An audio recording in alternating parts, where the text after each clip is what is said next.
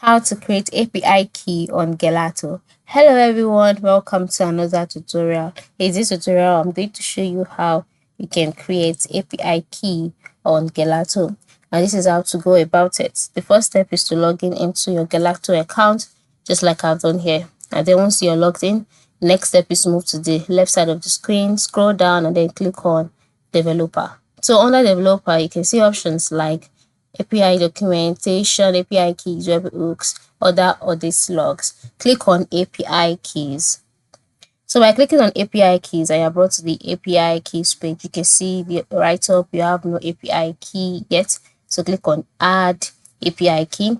And then the next step would be for you to enter in the name of the API key. What name do you want to give the API key? Just give it a name that is based on the purpose of the API key. All right, ensure the name is based on the purpose. The name added there is just an example. Okay, then move to the bottom right corner, click on create key, and if you take it to the next stage, your key has been created, and the permission, you can see the permissions that the key allows. So you can just copy this to your clipboard and then save it in a safe place. All right, because it will be required of you when you want to do certain things on your account.